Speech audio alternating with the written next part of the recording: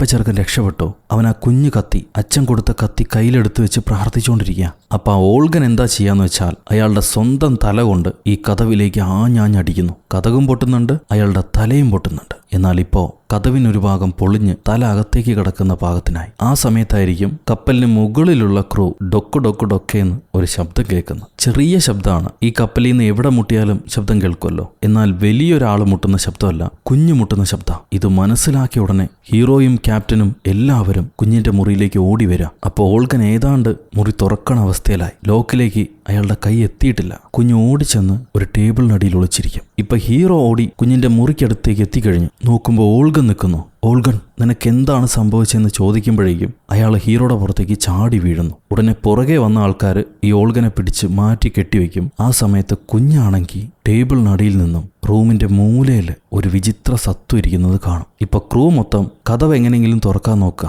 അവർക്കും ലോക്കിലേക്ക് കയ്യെത്തുന്നില്ല. അപ്പോഴാണ് പൊളിഞ്ഞിരിക്കുന്ന വാതിലിന്റെ ഹോള് വഴി ഇവരാ ഭീകര സത്വത്തെ കാണുന്നു. എല്ലാവരും കാണും. മെലിഞ്ഞുണങ്ങി വരണ്ട ഒരു ശരീരവും കൂർത്ത പല്ലുകളും. ഇത് കുഞ്ഞിന്റെ പുറത്തേക്ക് ചാടി വീണ് കുഞ്ഞിനെ പൊക്കിയെടുത്ത് കഴുത്തിലേക്ക് ഒരൊറ്റ കടി. അപ്പൊ നമ്മുടെ ലേഡി തോക്കുകൊണ്ട് ഈ കതവ് പൊട്ടിച്ച് എല്ലാവരും കൂടെ അകത്തേക്ക് കയറി വരിക. വന്ന് നോക്കുമ്പോഴേക്കും കുഞ്ഞിന്റെ ബോധം പോയി കഴിഞ്ഞു. കഴുത്തിൽ വലിയ മുറിവുണ്ട്. അച്ഛൻ്റെ രക്തം കൊടുത്തിട്ടാണ് അവനെ തൽക്കാലം ജീവൻ രക്ഷപ്പെടുത്തുന്നത്. ഇനിയും 5 ദിവസമുണ്ട് ഇവർ കരയിലേക്ക് എത്താൻ. ഇനി എന്താ ചെയ്യേണ്ടതെന്നറിയില്ല. എല്ലാവരും പകച്ചു നിൽക്കുക. ഇരുട്ടായാൽ ആരെങ്കിലും ഒരാളെ ബലി കൊടുക്കേണ്ടി വരും. നേരം പുലരുന്ന സമയത്ത് ഇവർ ഓൾഗനെ കപ്പലിന്റെ മണ്ടേ കെട്ടിവെച്ചിട്ടുണ്ട്. ഓൾഗന്റെ ശരീരം മുഴുവൻ റാബിസ് പിടിച്ചതുപോലൊരു ഇൻഫെക്ഷൻ ഉണ്ട്. ഇതെന്താണെന്ന് മനസ്സിലാവില്ല. നമ്മുടെ പെൺകുട്ടിയുടെ ശരീരത്തും കടിച്ചതിന്റെ പാടുണ്ട്. ഇപ്പൊ സൂര്യൻ പൊങ്ങി പൊങ്ങി വരവേ ഓൾഗൻ എനിക്ക് പൊള്ളുന്നു എന്ന് പറയുന്നുണ്ട്. ഇവർക്കത് മനസ്സിലാവില്ല. ദാഹം ഉണ്ടായിരിക്കും. വെള്ളം കൊടുക്കുന്നാണ് ഹീറോ പറയുക. എന്നാൽ സൂര്യന്റെ വെളിച്ചം ഇയാളെ ശരീരത്ത് പെട്ടുടനെ തട്ടിയുടനെ മൊത്തം വെന്തുരുകി കത്തി കരിയാൻ തുടങ്ങും. എല്ലാവരും പേടിച്ച് അന്താളിച്ച് നിൽക്കുക. അയാള് ഭസ്മായി പോയി. അടുത്ത സീനി നമ്മുടെ കുക്ക് ഹീറോയോട് പറയുന്നുണ്ട്, കടിച്ചവർക്കെല്ലാം ഇതാണ് അവസ്ഥയെങ്കിൽ അടുത്തത് ആ കുഞ്ഞ. ഓൾഗൻ നമ്മൾ അറ്റാക്ക് ചെയ്തതുപോലെ തന്നെ ആ കുഞ്ഞും നമ്മൾ അറ്റാക്ക് ചെയ്യാനുള്ള ചാൻസ് ഉണ്ട്. എന്താണ് ചെയ്യേണ്ടതെന്ന് നിങ്ങൾ തീരുമാനിക്കുക. ഇത് കേട്ട് ഹീറോയും പറയും, ഓൾഗനുണ്ടായ അതേ സിംറ്റംസ് ആണ് കുഞ്ഞിനുണ്ടായിരിക്കുന്നത്. എന്താ ചെയ്യേണ്ടതെന്ന് എനിക്കറിയില്ല. ഇതിനൊരു തീരുമാനം എടുക്കണം. അത് കേൾക്കുമ്പോൾ ചിന്ന ക്യാപ്റ്റനല്ലേ, അയാൾ തോക്ക് ഹീറോയുടെ കയ്യിലേക്ക് കൊടുത്തിട്ട് പറയും, ആ കുഞ്ഞിന്റെ മുഖത്തേക്ക് നോക്കി അതിനെ കൊല്ലാൻ പറ്റുമെങ്കിൽ നീ കൊല്ല്, എനിക്ക് കഴിയില്ല. ഇപ്പൊ ഹീറോ, ഞാൻ കൊല്ലുന്നതിനെ കുറിച്ചല്ല പറഞ്ഞത്, എന്തെങ്കിലും തീരുമാനം എടുക്കണം, അല്ലെങ്കിൽ നമുക്ക് ബുദ്ധിമുട്ടാകും. അപ്പൊ ചിന്ന ക്യാപ്റ്റൻ പറയും, തീരുമാനം എടുത്താലും ഇല്ലെങ്കിലും നമ്മളിലെ ഓരോരുത്തരായിട്ട് കുറഞ്ഞു വരുന്നു. കപ്പലിന്റെ നാനാഭാഗം ശ്രദ്ധിക്കാൻ ഇപ്പൊ ആൾക്കാരില്ല. ഇത് കഴിയുമ്പോൾ അന്ന് വൈകിട്ട് നമ്മുടെ പെൺകുട്ടി ഹീറോയോട് പറയുകയാണ്, ആ സാധനം നമ്മുടെ കപ്പലിലെ ഓരോരുത്തരെയായിട്ട് കൊന്നുകൊണ്ടിരിക്കുന്നു. അങ്ങനെയാണെങ്കിൽ അത് ലണ്ടനിലെത്തിയാൽ ലണ്ടനിലെ മനുഷ്യരുടെ അവസ്ഥ എന്തായിരിക്കും? അതിന് നിങ്ങൾ സമ്മതിക്കരുത്, അതിനെ ഇല്ലാതാക്കണം. അപ്പൊ ഹീറോ ചോദിക്കും, ബുള്ളറ്റ് കൊണ്ട് അതിനെ ഉപദ്രവിക്കാൻ പറ്റുമോന്ന്. പെൺകുട്ടി പറയാണ്, ഞങ്ങളുടെ നാട്ടിലും തോക്കുകളെല്ലാം ഉണ്ടായിരുന്നു, എന്നാൽ അതിനെ നിയന്ത്രിക്കാൻ കഴിഞ്ഞിട്ടില്ല. പക്ഷെ ഒരു കാര്യം എനിക്കറിയാം, അതിന് മുറിവേൽക്കും. അതും നമ്മളെപ്പോലെ തന്നെയാണ്. ഇവർ ആ കപ്പലിൽ തോക്കുള്ള ഭാഗത്തേക്ക് ചെന്ന് 1-2 തോക്കുകൾ എടുത്ത് വെക്കുന്നുണ്ട്. ഇരുട്ടായി. ഇപ്പൊ കപ്പലിലെ ചക്രം തിരിക്കാനിരിക്കുന്നത് നമ്മുടെ ഒരു റെമോ മുടിയനാണ്. അയാൾ വീടി വലിച്ചുകൊണ്ടിരിക്കുമ്പോൾ ജപ്പാൻകാരൻ പുറകീന്ന് വന്ന് അവനെ തലയെ കുത്തി മയക്കി കിടത്തിയിട്ട് അവനോ മറ്റുള്ളവരോ അറിയാതെ കപ്പലിലുള്ള ചെറിയ ബോട്ട് എടുത്ത് അതിൽ നിന്ന് രക്ഷപ്പെട്ടു പോകാൻ ശ്രമിക്കും. ഇയാൾ ആ ബോട്ട് എടുത്ത് തുഴഞ്ഞു തുടങ്ങുക പ്രാർത്ഥിച്ചിട്ട്. ഈ സമയത്ത് ഹീറോയും ആ ലേഡി പെണ്ണും കൂടെ ക്രേറ്റ്സുകൾ ഓരോന്നായിട്ട് പരിശോധിക്കാൻ തുടങ്ങും. ഈ ഡെവിൾ അതിനകത്ത് എവിടെയോ ആണ് കിടക്കുന്നതെന്ന് നമ്മുടെ ലേഡിക്ക് അറിയാം. അങ്ങനെ ഇവർ പരിശോധിച്ച് ഒരു രാജകീയ പെട്ടി കണ്ടെത്തും. അതിന്റെ ലോക്കൊക്കെ വ്യത്യസ്തമാണ്. ഇവർ ആ പെട്ടി തുറന്നു നോക്കുമ്പോൾ കുറെ മണ്ണുണ്ട്, പുഴുക്കളുണ്ട്, പിന്നെ ഒരു കാലൻ വടിയും ഉണ്ട്. കോലുകുത്തി നടക്കുന്ന പ്രേതാണത്. ആ കാലൻ വടി ഡ്രാക്കുളയുടെ സിംബലാ. സോ ഈ പ്രേതം പകല് കിടന്നുറങ്ങുന്നത് ആ പെട്ടിയിലാണെന്ന് അവർക്ക് മനസ്സിലായി. ഈ നേരം നമ്മുടെ പാചകക്കാരൻ അയാളെ ചെറിയ വഞ്ചിയുമായിട്ട് രക്ഷപ്പെട്ടു പോവാണല്ലോ. പക്ഷെ അയാളുടെ വഞ്ചിക്ക് മുന്നിലായി ഒരു പെരിയ വവ്വാല് വന്ന് ചാടി ഇറങ്ങുന്നുണ്ട്. നോക്കുമ്പോൾ ഡ്രാക്കുള. ഹായ്, താനായിരുന്നോ? ഞാൻ പേടിച്ചു പോയി. ഈ ഡ്രാക്കുളയ്ക്ക് ചിറ കൊണ്ട് പറക്കാൻ പറ്റുമെന്ന് ഇപ്പോഴാണ് ഞാൻ കാണുന്നത്. പിന്നെ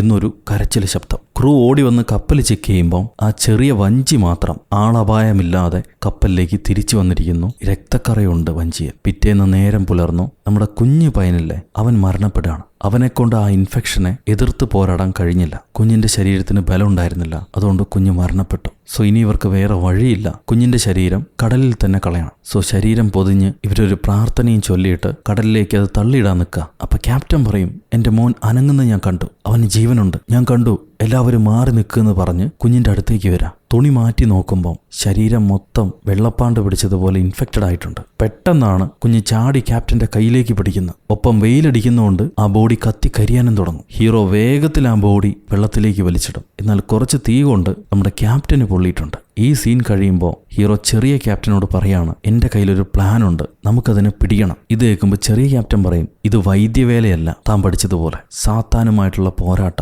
അതിനെ പിടിക്കാനൊന്നും പറ്റില്ല. അപ്പൊ ഹീറോ, എൻ്റെ നാട്ടിലെ ആദ്യത്തെ ബ്ലാക്ക് ഡോക്ടർ ഞാൻ പഠിക്കാൻ ഒരുപാട് കഷ്ടപ്പെട്ടു. പഠിക്കാനൊന്നും ആരും സീറ്റ് തന്നിരുന്നില്ല, കിട്ടാൻ തന്നെ ഒരുപാട് കഷ്ടപ്പെട്ടു. എന്നാലിപ്പോൾ പഠിച്ചു കഴിഞ്ഞിട്ട് എനിക്ക് ആരും ജോലി തരുന്നില്ല. എൻ്റെ ജീവിതം എന്തിനു വേണ്ടിയിട്ടാണെന്ന് ഞാൻ ആലോചിച്ചിരിക്കുകയായിരുന്നു. ഞാൻ ദൈവത്തോട് ഒരുപാട് തവണ ചോദിച്ചിരുന്നു. ഇപ്പം എനിക്ക് മനസ്സിലായി. ഇപ്പം എനിക്കൊരു സെൻസ് ഉണ്ട്. ഞാൻ എന്തിനാണ് ഈ കപ്പലിൽ എത്തിപ്പെട്ടത്? അതിനൊരു അർത്ഥമുണ്ട്. എനിക്കതിനെ കൊന്നേ തീരൂ. ആ ശപിക്കപ്പെട്ട സാത്താനെ വകവരുത്താൻ വേണ്ടിയിട്ടാണ് ഞാൻ വന്നിരിക്കുന്നത്. ഇനി ലണ്ടൻ എത്താൻ ഒരു ദിവസമേ ഉള്ളൂ. ഇവര് ക്രൂവിനെ മൊത്തം പ്ലാൻ സെറ്റ് ചെയ്യാൻ വിളിച്ചു വരുത്തും. ഇനി ഒരു ദിവസമേ ഉള്ളൂ ലണ്ടൻ റീച്ച് ആവാൻ. കപ്പൽ ലണ്ടൻ റീച്ച് ആയാൽ പിന്നെ കപ്പലിലുള്ള എല്ലാവരെയും അത് കൊന്നുകളയും. പിന്നെ അതിനാരും ആവശ്യമില്ല. ഇപ്പം ഇത് ഓടിച്ചു കൊണ്ടുപോകാനെങ്കിലും 1-2 പേരെ അതിനാവശ്യമുണ്ട്. ലണ്ടനിലേക്ക് എത്തിക്കഴിഞ്ഞാൽ പിന്നെ ആ നാട്ടിലെ മനുഷ്യരവസ്ഥ അത് പറയേണ്ടതില്ല.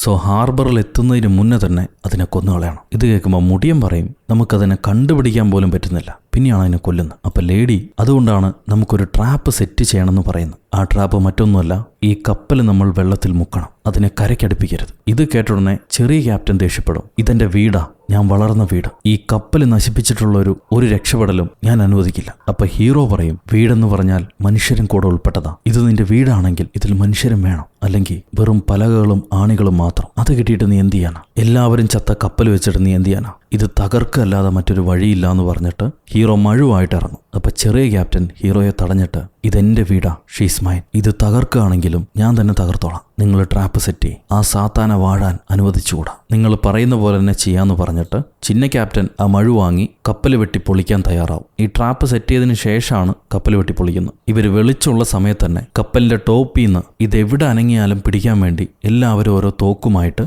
പല സ്ഥലങ്ങളിൽ തമ്പടിക്കാൻ വേണ്ടി സെറ്റപ്പ് ഉണ്ടാക്കും. ഈ സമയത്ത് ക്യാപ്റ്റന്റെ മനോവസ്ഥ, കുഞ്ഞ് മരിച്ചതുകൊണ്ട് പുള്ളിക്കാരനാകെ ഡിസ്റ്റർബ് ആവുകയാണ്. എൻ്റെ കുഞ്ഞ് തിരിച്ചു വരും, എൻ്റെ കുഞ്ഞ് തിരിച്ചു വരും, നിങ്ങളെ ഈ കപ്പൽ തകർക്കാൻ സമ്മതിക്കില്ല എന്ന് പറഞ്ഞ് ആളൊരു തോക്കും വെച്ച് ഹീറോയെ കൊല്ലുന്നു പറഞ്ഞിരിക്കുക. അപ്പൊ നമ്മുടെ ലേഡി, ആ പെൺകുട്ടി വന്നിട്ട് പറയും, സാർ ഇതെല്ലാം ആ സാത്താന്റെ പണിയാ. നിങ്ങൾക്കും എനിക്കും അറിയാം നിങ്ങളുടെ മോൻ തിരിച്ചു വരില്ലെന്ന്. നല്ല മനുഷ്യരുടെ തലയെല്ലാം കുഴച്ച് ചിന്തയെല്ലാം മയപ്പെടുത്തി അതവരെ ദ്രോഹിച്ച് സന്തോഷിക്കുകയാണ്. അങ്ങനെയാണത് വർഷങ്ങളായിട്ട് ചെയ്തുകൊണ്ട് പോരുന്നത്. നിങ്ങളതിന് കീഴ്പ്പെടരുത്. നിങ്ങളെ മകൻ വിശ്വസിച്ച ദൈവത്തിൽ നിങ്ങൾ വിശ്വസിക്കുന്നുണ്ടെങ്കിൽ ആ സാത്താന്റെ പ്രവർത്തനത്തിന് കീഴ്പ്പെടരുത്. ഇതും പറഞ്ഞ് ലേഡി കുഞ്ഞിന്റെ കഴുത്തിലുണ്ടായിരുന്ന കുരിശ് നമ്മുടെ അപ്പൂപ്പൻ ക്യാപ്റ്റന് കൊടുക്കുകയാണ്. അപ്പൊ ക്യാപ്റ്റൻ ആ കുരിശ് വാങ്ങിയിട്ട് പറയും, ഈ കപ്പലിന്റെ ക്യാപ്റ്റൻ ഞാനാ. ഇതിനെന്തെങ്കിലും കുഴപ്പമുണ്ടെങ്കിൽ അത് പരിഹരിക്കേണ്ടതും എന്റെ ജോലിയാണ്. ഞാൻ കപ്പൽ കരയിലേക്ക് അടുപ്പിക്കുന്നില്ല. പോർട്ടിനടുത്തെത്തിയാൽ നിങ്ങളെ ഇറക്കി വിട്ടിട്ട് ആഴക്കടലിലേക്ക് ഞാൻ ഓടിച്ചുകൊണ്ട് പോകാം. അതിന് ഇംഗ്ലണ്ടിലേക്ക് ഞാൻ കടത്തിവിടുന്നില്ല. ഞാൻ തന്നെ കപ്പൽ മുക്കിക്കോളാം. അതെന്റെ കടമയാണെന്ന് പറഞ്ഞ് ക്യാപ്റ്റൻ സ്വയം ബലിയാവാൻ തയ്യാറാവും. മെല്ലെ മെല്ലെ ഇരുട്ടിത്തുടങ്ങി. രാത്രി ഇവര് കപ്പലിന്റെ മണ്ടയിൽ 4 ഭാഗത്തും സെറ്റായിട്ടിരിക്കുക. കര ഇവർക്ക് കാണാവുന്ന ദൂരത്തേ ഉള്ളൂ. പക്ഷെ അപ്പോൾ ഒരു ട്വിസ്റ്റ് സംഭവിക്കുന്നുണ്ട്. എല്ലാവരും ഇത് പറന്നു വരുന്നത് കണ്ടാൽ അതിനെ ഷൂട്ട് ചെയ്യാൻ വേണ്ടി തയ്യാറായിട്ടിരിക്കുകയാണല്ലോ. എന്നാൽ കപ്പൽ മുഴുവൻ കോട നിറയുന്നു. ആർക്കും ഒന്നും കാണാൻ പറ്റുന്നില്ല. ചുറ്റുമുള്ള ഒന്നും കാണാൻ പറ്റുന്നില്ല. അപ്പൊ ഹീറോയിൻ, ആ ലേഡി പറയും, അവന്റെ അനക്കങ്ങൾ എനിക്ക് മനസ്സിലാക്കും. എനിക്ക് അവനെ സെൻസ് ചെയ്യാൻ പറ്റും. ഒരുപാട് കാലമായി എന്റെ രക്തം അവൻ കുടിക്കുന്ന, ഞങ്ങൾ തമ്മിൽ കണക്റ്റഡ് ആണ്. എന്നെ അവനും സെൻസ് ചെയ്യാൻ പറ്റും, അവൻ എന്നെയും സെൻസ് ചെയ്യാൻ പറ്റും. അവനിതാ എത്തിക്കഴിഞ്ഞു എന്നവള് പറയും. ഇവരെല്ലാം കാത്തിരിക്കുക. പെട്ടെന്ന് പായയുടെ മേലെ കാവല് നിൽക്കുന്ന ഒരുത്തനെ അത് റാഞ്ചി അടിച്ചിട്ട് പോകും, പരുന്തടിക്കുന്ന പോലെ. അങ്ങനെ ഒരാൾ ബലിയായി. ഇപ്പൊ കുറുന്തൊപ്പിക്കാരൻ ചെറിയ ക്യാപ്റ്റൻ, അയാൾ മോളിൽ നിന്ന് ഇതിനെ കണ്ട് പേടിച്ച് കയറ് വഴി ഇറങ്ങി വരാൻ നോക്കുമ്പോൾ അത് വീണ്ടും പറന്നു വന്ന ഒരൊറ്റയടി. അയാൾ നിലത്തേക്ക് അടിച്ചു വീണ് കാല് പൊട്ടി. എന്നാലും ആ പൊട്ടിയ കാലം വെച്ച് ഇയാൾ അകത്ത മുറിയിലേക്ക്, കപ്പലിന്റെ ഗ്രൗണ്ട് ലെവലിലേക്ക് പോവാ. അതിനെ സിങ്ക് ചെയ്യാൻ വേണ്ടി, വെള്ളത്തിൽ താഴ്ത്താൻ വേണ്ടിയിട്ട് വെട്ടിക്കീറാൻ താഴ്ഭാഗത്തേക്ക് പോവാം. അപ്പൊ ഈ സൈത്താനും പുറകെ തന്നെ പോകുന്നുണ്ട്. ഇയാൾ ആ സൈത്താൻ എരയെപ്പോലെ അതിനെ കളത്തിലേക്ക് കൊണ്ടുവന്ന് താഴ്ഭാഗം ലോക്കി. എന്നിട്ട് ഈ കപ്പൽ വെട്ടി പൊളിക്കാൻ തുടങ്ങാം. ഒരു ഭാഗം വെട്ടിപ്പൊളിച്ച് വെള്ളം കുറേശ്ശെയായി അകത്തേക്ക് വരുന്ന സമയം ഈ വവ്വാല് സൈത്താൻ പുറകെ വന്ന് ചിന്ന ക്യാപ്റ്റന്റെ കഴുത്തി കടിച്ച് അയാളുടെ രക്തം മുഴുവൻ ഉറിഞ്ചെടുത്തു. അങ്ങനെ അയാളുടെ പണി തീരവേ ആഞ്ഞടിക്കുന്ന കൊടുങ്കാറ്റിൽ കപ്പലിനെ കൺട്രോൾ ചെയ്യാൻ വേണ്ടി നമ്മുടെ ഫസ്റ്റ് ക്യാപ്റ്റൻ സ്റ്റിയറിംഗിൽ പിടിച്ച് വലിച്ചുകൊണ്ടിരിക്കുക. ചുറ്റുമുള്ള ഓരോരുത്തരെയും കാണാത്തതുകൊണ്ട് ഹീറോ ക്യാപ്റ്റന്റെ പേരും ലേഡിയുടെ പേരും ചെറിയ ക്യാപ്റ്റന്റെ പേരും വിളിച്ച് ഓരോരുത്തരായിട്ട് അന്വേഷിച്ചടക്കുക. സാത്താനാണെങ്കിൽ ഓരോരുത്തരെയും പുറകിൽ ചെന്ന് കൊന്നുകൊണ്ടിരിക്കുക. ഇപ്പൊ മൂത്ത ക്യാപ്റ്റന്റെ അടുത്തേക്ക് പോയി. അയാൾ കൊന്ത കാണിച്ച് അതിനെ വരട്ടാൻ നോക്കുമെങ്കിലും സാത്താൻ വലിയ ക്യാപ്റ്റനെയും കടിച്ച് ചോര ഒടിച്ചു. ഇപ്പൊ ഹീറോ വന്ന് നോക്കുമ്പം ക്യാപ്റ്റൻ പാതി ജീവനിലായിരിക്കും. ഞാൻ എൻ്റെ വിശ്വാസത്തിൽ നിന്നും ഒരിക്കലും മാറിപ്പോയിട്ടില്ല. അവസാനം വരെയും ഞാൻ ജീസസിൽ വിശ്വസിച്ചിരുന്നു. ആ വിശ്വാസം എന്നെ വിട്ട് പോയിട്ടില്ല എന്ന് എല്ലാവരോടും പറയൂ എന്ന് പറഞ്ഞിട്ട് അയാൾ കണ്ണടയ്ക്കും. കയ്യിൽ ആ കൊന്തയിരിപ്പുണ്ട്. ഹീറോ ആ കൊന്തയെടുത്ത് തൻ്റെ കയ്യിൽ വയ്ക്കും. എന്നിട്ട് കപ്പലിന്റെ നടുക്ക വന്ന് ഈ സൈത്താനെ വെല്ലുവിളിക്കുക. എടാ വൃത്തികെട്ട സൈത്താനെ, നീ ദൈവമാണെന്ന് എല്ലാവരും വിശ്വസിക്കണം. അങ്ങനെ നീ കരുതിയോ? എന്നാ നിനക്ക് തെറ്റി. നീ ദൈവമല്ല, നീ ഒരു ശപിക്കപ്പെട്ട ജന്തുവാണെന്ന് എനിക്കും നിനക്കും അറിയാം. ഞങ്ങളെപ്പോലെ തന്നെ നിനക്കും രക്തം പൊടിയും. നീ ചെളിയിലാണ് കിടക്കുന്നത്, അഴുക്കിൽ. നിന്നെ ഞങ്ങളെല്ലാവരും പേടിക്കണമായിരിക്കും. എന്നാ കേട്ടോ, ഞങ്ങൾ ആർക്കും നിന്നെ പേടിയില്ല. എനിക്ക് തീരെ നിന്നെ പേടിയില്ല. ഒരു മനുഷ്യന്റെ നല്ല മോന്ത പോലുമില്ല നിനക്ക്. എല്ലൊട്ടി വപ്പി വലിഞ്ഞ ഉണക്ക വവ്വാലെ, വാടാ നീ വാടാ.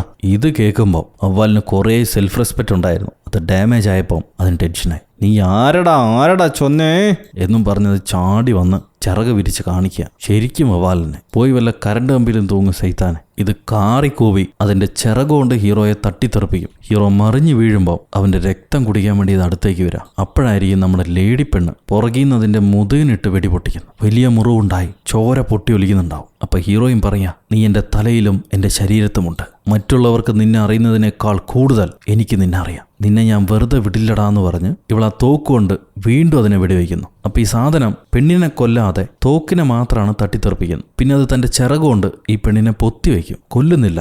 ഒരുപക്ഷെ ഇവര് തമ്മിൽ കണക്ഷൻ ഉള്ളതുകൊണ്ടായിരിക്കും കൊല്ലാത്ത. ഇപ്പൊ ഹീറോയിനെ അങ്ങനെ പൊത്തിവെക്കവേ ഹീറോ മഴവെടുത്തോണ്ട് വന്ന് അതിന്റെ ചിറകിനിട്ട് വെട്ടുന്നു. എന്നിട്ട് പെണ്ണിനെ രക്ഷപ്പെടുത്തി കുഞ്ഞു ബോട്ടെടുത്ത് അവിടുന്ന് ചാടിപ്പോവാൻ നോക്കവേ ഈ സൈത്താൻ വീണ്ടും ഇറങ്ങി വന്ന് ഹീറോയുടെ കഴുത്തിനിട്ട് പിടിച്ച് പൊക്കിയെടുക്കുക. അപ്പോഴാണ് സൈത്താൻ നിൽക്കുന്ന സ്ഥലം ഹീറോയിനൊരു ട്രാപ്പാണെന്ന് മനസ്സിലാവുന്നു. അവള് പായെ കയറി ഒരു വലിയ മരത്തിന്റെ കയററക്കാൻ തുടങ്ങും. ഇപ്പൊ സാത്താൻ ഹീറോയെ പിടിച്ച് പൊക്കവേ ഹീറോ പറയാണ്, ചത്താലും ഞാൻ നിന്നെ ഭയക്കുന്നില്ലട സത്വമേ. അപ്പൊ ഈ ഡ്രാക്കുള, നീ ഭയപ്പെടാം, നീ എന്നെ ഭയപ്പെട്ടേ തീരൂ എന്ന് പറഞ്ഞിട്ട് ഹീറോയുടെ കഴുത്ത് ചെറുതായി മുറിച്ച് ആ ഭാഗത്തേക്ക് കടിച്ച് രക്തം കുടിക്കാൻ വേണ്ടി വരിക. അപ്പോഴേക്കും പെണ്ണ് കയറ് പൊട്ടിച്ചു. ചാവട സാത്താനേ എന്ന് ഇവള് വിളിച്ചു പറയവേ അവിടെ ആരെ ബഹളം ഉണ്ടാക്കിയെന്ന് പറഞ്ഞിട്ട് ഈ സാത്താൻ തിരിഞ്ഞു നോക്കും. ഏതോ പൈപ്പ് വെള്ളത്തിന്റെ പ്രശ്നം തോന്നുന്നുണ്ട്. എന്താന്ന് പുള്ളിക്ക് മനസ്സിലായില്ല. ഇങ്ങനെ അയാളുടെ ശ്രദ്ധ ഒരു സെക്കൻഡ് മാറവേ ഹീറോ അയാളുടെ പിടിയിന്ന് രക്ഷപ്പെട്ടിട്ട് നമ്മുടെ ലേഡി പെണ്ണിനോട് അന്നയോട് വിളിച്ചു പറയും, ചാടിക്കോ, വെള്ളത്തിലേക്ക് ചാടിക്കോ, ഇനി അതേ രക്ഷയുള്ളെന്ന്. അങ്ങനെ ഒരു വെള്ളത്തിലേക്ക് എടുത്ത് ചാടുന്നു. ഉടനെ സാത്താന് നേരെ അവള് കെട്ടഴിച്ചു വിട്ട മരം ആഞ്ഞു വന്ന അയാളെ അടിച്ച് ഈ കപ്പലിൽ തന്നെ ലോക്ക് ചെയ്ത് നിർത്താണ്. നമ്മുടെ ഹീറോയും ഹീറോയിനും ആണെങ്കിൽ വെള്ളത്തിലേക്ക് ചാടി രണ്ട് പഴയ മരക്കഷ്ണത്തിൽ പിടികിട്ടി. ഇപ്പൊ കൊടുങ്കാറ്റ് ആഞ്ഞ് വീശുന്നോണ്ട് കപ്പൽ കരയിലേക്ക് അടുത്ത് വരിക. കരയിൽ കാവലുണ്ടായിരുന്ന പോലീസുകാർ ഇത് കാണും. എന്നിട്ടാണ് നമ്മൾ ആദ്യം കണ്ട സീൻ സംഭവിക്കുന്നത്. തിരമാലകൾ ഈ കപ്പലിനെ കരയിലേക്ക് അടുപ്പിക്കുന്നു. അപ്പോഴേക്കും കപ്പൽ ഒരുപാട് പൊട്ടിച്ചെതറിയിട്ടുണ്ട്. ഈ കരയിലേക്ക് അടുപ്പിച്ച കപ്പലിൽ നിന്ന് സാത്താൻ മരമൊക്കെ തള്ളി മാറ്റി വളരെ സിമ്പിളായിട്ട് ഇറങ്ങിപ്പോവും. ഇപ്പൊ നേരം പുലർന്നു. ഹീറോയും ഹീറോയിനും ജാക്ക് ആൻഡ് റോസിനെ പോലെ മരത്തിൽ പിടിച്ച് കിടക്കുക. കുറച്ച് ദൂരം കൂടിയേ ഉള്ളൂ കരയിലേക്ക് എത്താൻ. നമ്മൾ അടുത്തെത്തി എന്ന് ഹീറോ പറഞ്ഞിട്ട് പെണ്ണിനെ തിരിഞ്ഞു നോക്കുമ്പോൾ അവളിലെ ഇൻഫെക്ഷൻ കൂടിയിട്ടുണ്ട്. കണ്ണെല്ലാം മാറി വെള്ള കണ്ണായിരിക്കുന്നു. ഇല്ല അടുത്തെത്തി, നമുക്ക് രക്ഷപ്പെടാൻ പറ്റും എന്ന് ഹീറോ പറയവേ അവള് പറയും, എനിക്കിത് അറിയായിരുന്നു, ഇങ്ങനെ ഒരു ദിവസം വരുമെന്ന് എനിക്കറിയായിരുന്നു. അപ്പൊ ഹീറോ, ഇല്ല, കുറച്ച് സമയം പിടിച്ചു നിൽക്ക്, കരയിലേക്ക് എത്തിയ ഉടനെ നിന്റെ രക്തം മാറ്റി തുടങ്ങാം, അപ്പൊ നിനക്ക് വെളിച്ചമാണെങ്കിലും കുഴപ്പമുണ്ടാവില്ല. അത് കേൾക്കുമ്പോൾ ഹീറോയും പറയും, ഇനി അതിന് സമയമില്ല, വെളിച്ചം വന്നു തുടങ്ങി, കരയിലേക്ക് എത്തുന്നത് വരെ എനിക്ക് പിടിച്ചു നിൽക്കാൻ കഴിയില്ല. ഒരു സാത്താനായി മാറാൻ ഞാൻ ആഗ്രഹിക്കുന്നില്ല. ഒരു നിമിഷം പോലും എന്നോട് ക്ഷമിക്കൂ. നിങ്ങൾ എൻ്റെ ജീവൻ രക്ഷപ്പെടുത്തി, അതിനൊരുപാട് നന്ദിയുണ്ട്. ഇതിപ്പോ എനിക്ക് പോകാനുള്ള സമയമായി. നിങ്ങളെ രക്ഷപ്പെടുത്താൻ വേണ്ടിയാണ് ദൈവം എന്നെ നിയമിച്ചത്. ഞാൻ പോയി വരാമെന്ന് പറഞ്ഞ് ഇവള് ഹീറോയ്ക്ക് കൈ കൊടുക്കുന്നു. അപ്പൊ തന്നെ ശരീരം മുഴുവൻ ഇൻഫെക്ഷൻ ആയിട്ടുള്ളത് കാണാൻ പറ്റുന്നുണ്ട്. സോ ഹീറോയുടെ രക്തം കൊടുത്തത് കൊണ്ടാണ് ഇവൾക്ക് കുറച്ചു നാളെങ്കിലും ആ റാബിസ് രോഗം ഇല്ലാതിരുന്ന്. വീണ്ടും രക്തം കൊടുക്കാനുള്ള സമയമില്ല. സൂചിയും കുഴലും ഉണ്ടായിരുന്നെങ്കിൽ ഇപ്പം ഇവിടെ വെച്ച് തന്നെ കൊടുത്താൽ മതിയായിരുന്നു. സോ അതില്ലാത്തത് കൊണ്ട് അവളൊരു സൈത്താനായിട്ട് മാറും എന്നതുകൊണ്ട് അവൾ തന്നെ സ്വന്തം ജീവൻ ഇല്ലാതാക്കാൻ തീരുമാനിച്ചു. മറ്റൊരു മരക്കഷ്ണത്തിൽ കയറി സൂര്യ വെളിച്ചം വരുന്നതിന് നേരെ ഇവൾ തുഴഞ്ഞു പോകും. പ്രകാശം അടിച്ചു തുടങ്ങുമ്പോൾ അവൾ കത്തിക്കരിയാൻ ആരംഭിക്കുന്നു. അങ്ങനെ ഹീറോയിനും ഇപ്പൊ ദൈവസാക്ഷിയായി. ഹീറോ മാത്രമേ ആ കപ്പലിൽ നിന്ന് രക്ഷപ്പെടുന്നുള്ളൂ. അവിടുന്ന് ബ്ലാക്ക് ഔട്ട് ചെയ്താൽ നമ്മുടെ ഹീറോ ഇപ്പൊ ലണ്ടൻ നഗരത്തിലാണ്. ഇപ്പൊ ഹീറോയ്ക്കുള്ള ജോലി അല്ലെങ്കിൽ അയാളുടെ മിഷൻ ഈ ഡെവിൾ എവിടെയാണെങ്കിലും കണ്ടുപിടിക്കുക, അതിനെ ഇല്ലാതാക്കുക. അതാണ് ഇനി എനിക്ക് ഈ ജീവിതത്തിൽ ദൈവം തന്നിരിക്കുന്ന വേല. നിന്നെ ഞാൻ വിടില്ല. എന്റെ കൈകൾ കൊണ്ടായിരിക്കും നീ നരകത്തിലേക്ക് വീണ്ടും തിരിച്ചു പോകുന്നത്. നിന്നെ തേടി ഞാൻ വരുന്നുണ്ട് എന്നും പറഞ്ഞിട്ട് ഹീറോ ആ സാത്താനെ തേടി പോകുന്ന സ്ഥലത്ത് വെച്ച് the last voyage of the Demeter എന്ന സിനിമ അവസാനിക്കുന്നു. സോ ഗൈസ്, എങ്ങനെയുണ്ട് ഈ കഥ? നിങ്ങൾക്ക് ഇഷ്ടപ്പെട്ടു എന്ന് വിചാരിക്കുന്നു. നിങ്ങളുടെ അഭിപ്രായം കമൻറ്റിലൂടെ രേഖപ്പെടുത്തുക. ലൈക്ക് ചെയ്യാനും ഷെയർ ചെയ്യാനും പുതിയ കൂട്ടുകാരെല്ലാവരും ചാനൽ സബ്സ്ക്രൈബ് ചെയ്യാനും ഒരിക്കലും മറക്കരുത്. അടുത്തൊരു അടിപൊളി സിനിമയായിട്ട് വീണ്ടും കാണുന്നത് വരെ, until then it's bye from ഒരു കഥ സുലട്ടുമാസ്.